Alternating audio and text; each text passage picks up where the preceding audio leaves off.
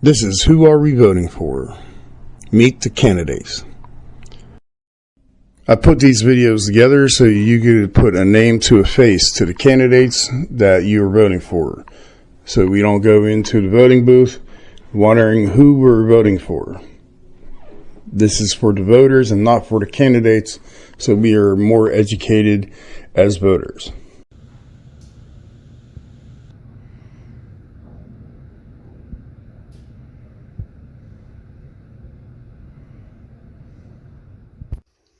Hi, I'm Sara Innamorato.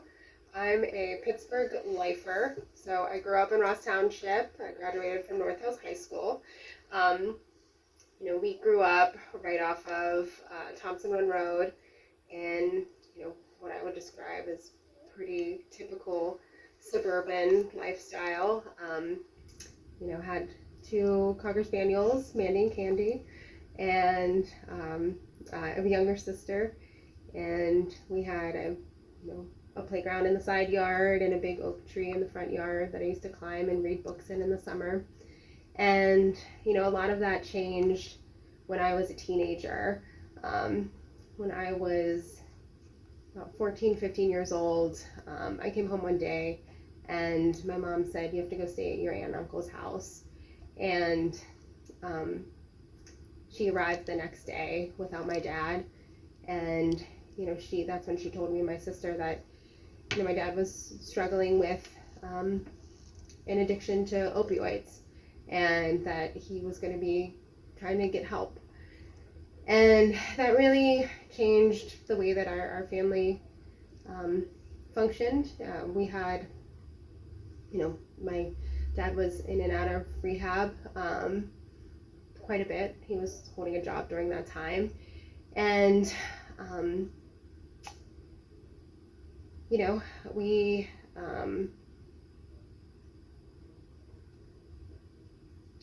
he tried really hard to break his cycle of addiction, and he really had all the supports in the world and the love of our family, but sometimes the draw of addiction is too strong. And my mom, my sister, and we left him when I was about 16 years old.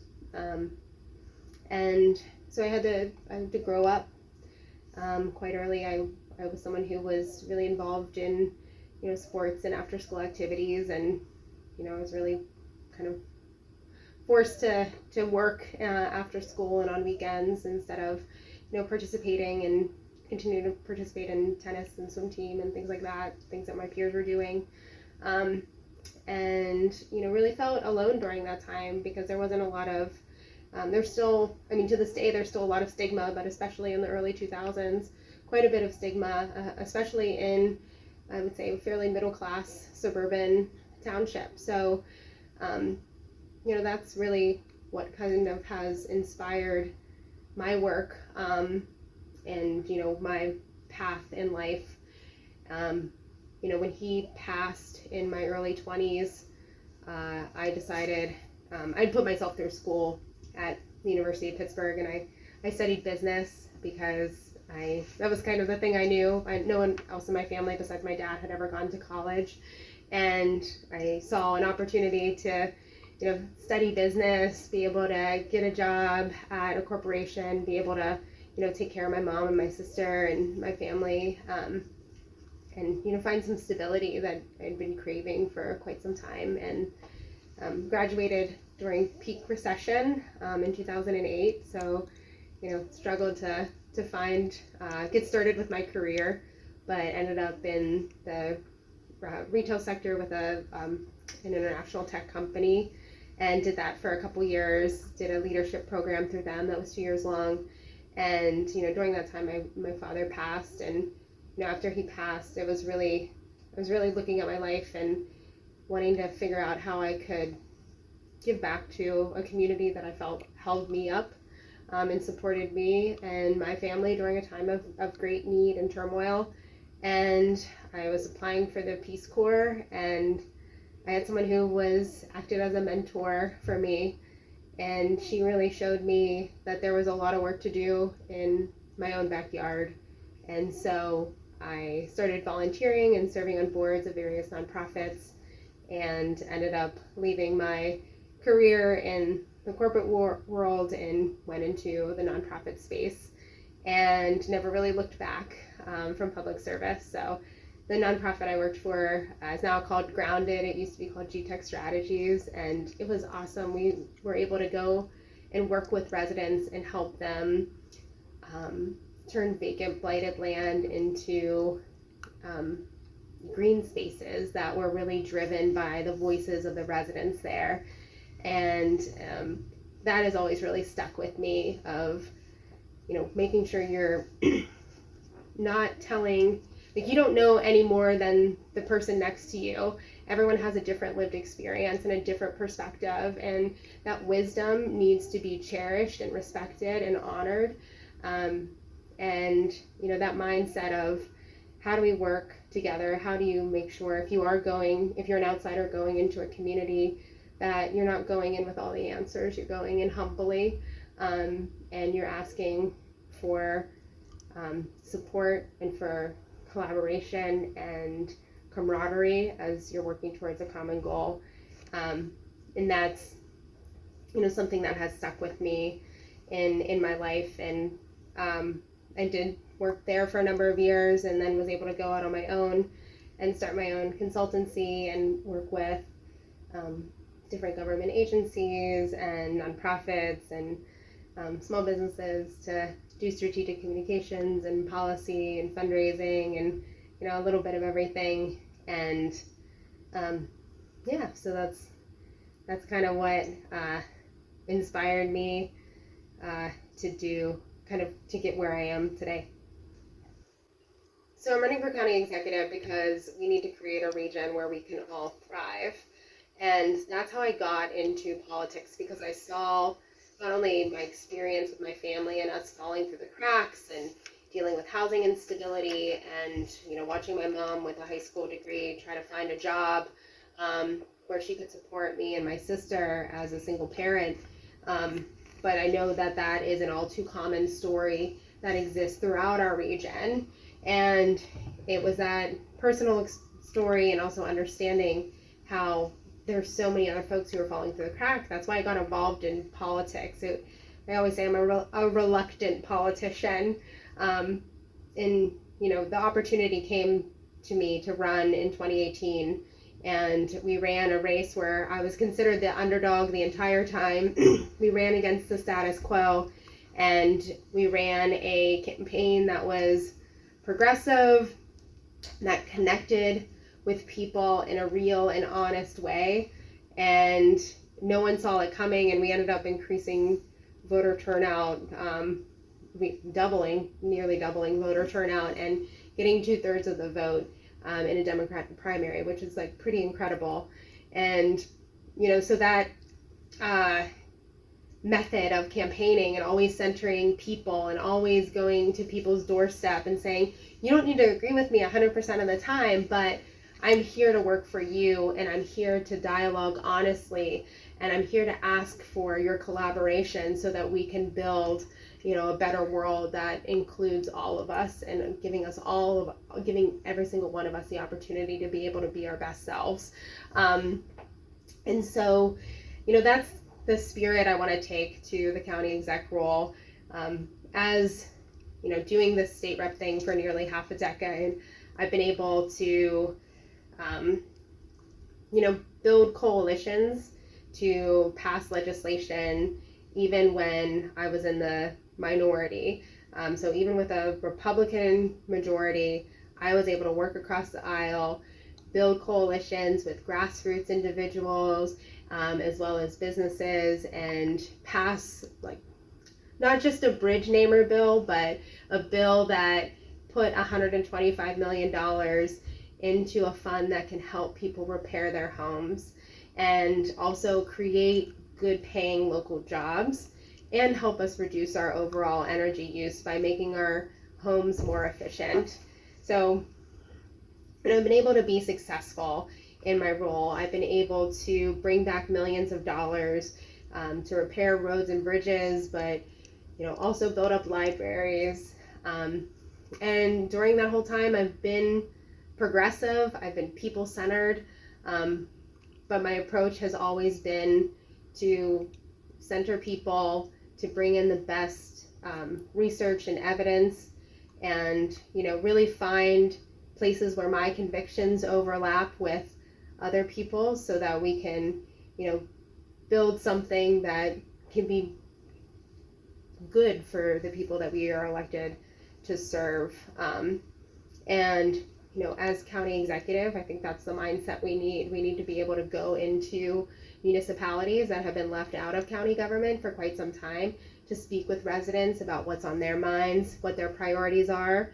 And that's kind of community-centered approach is what I'm going to bring to the office of county executive. Thank you for watching this video of Pittsburgh Events.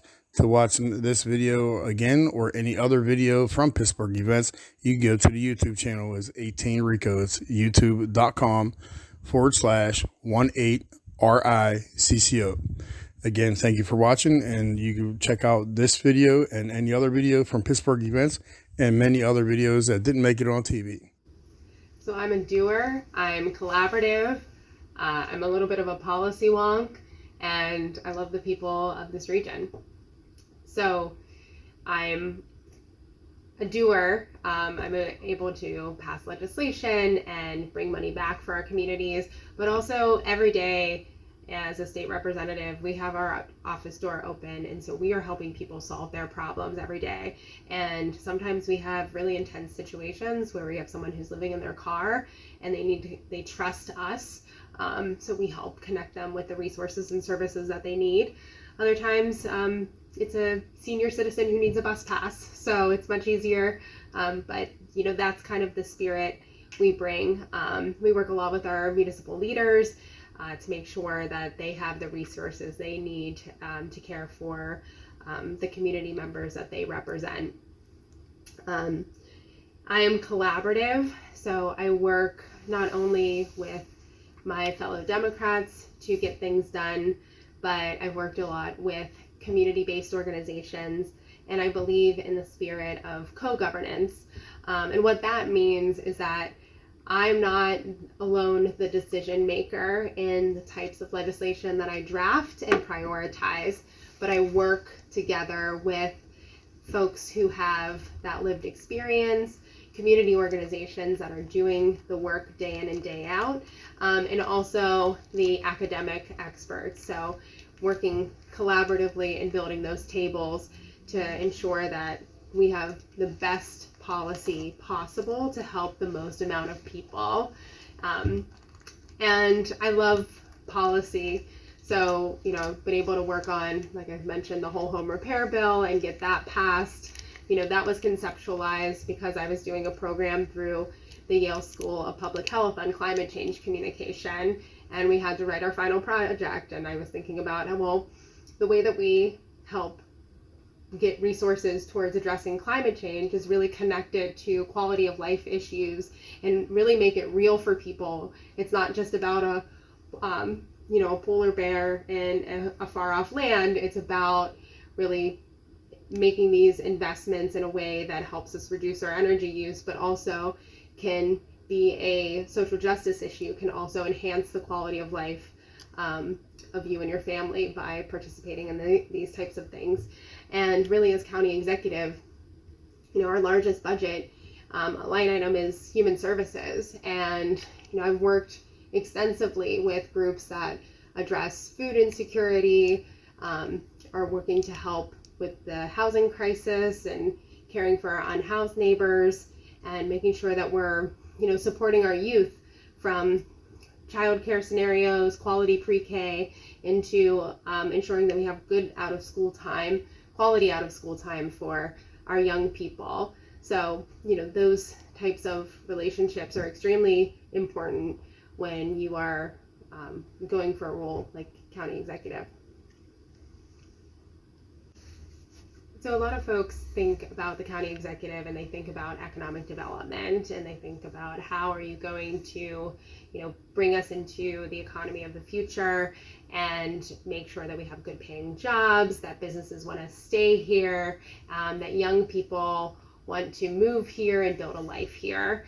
And, to that I say all of that private business and our private lives, they're built on a public foundation. And as elected officials, we are responsible for the quality of that foundation. And when we're thinking about our region's greatest challenges, we can start to identify the cracks that are in those foundations, and they manifest in very clear and tangible ways. They look like human rights violations that are at our county jail. They look like poor air quality and the fact that our region has been on the worst air quality list time and time again. It looks like increased overdose deaths and increase in homelessness. It looks like an economy that was the slowest to recover out of every major metropolitan area in the United States, because we have an aging population.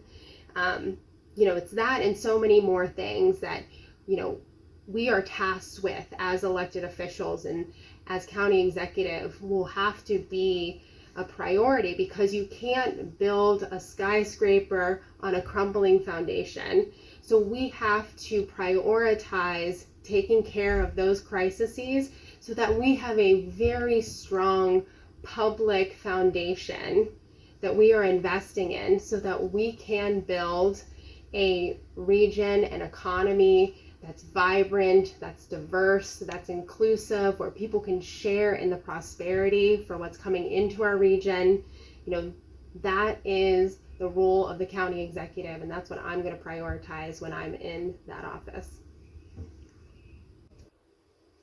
So I would be honored to have the vote of the people of Allegheny County, and we really need someone who understands the human services needs that we have, how to build an inclusive economy, and the person who has the relationships necessary from the federal, state, local level, because the challenges that we have in this region, but also the opportunity, that's going to take collaboration across all of our municipalities, across all of our sectors, both nonprofit and private, and bringing together folks at all levels of government to work towards a common vision.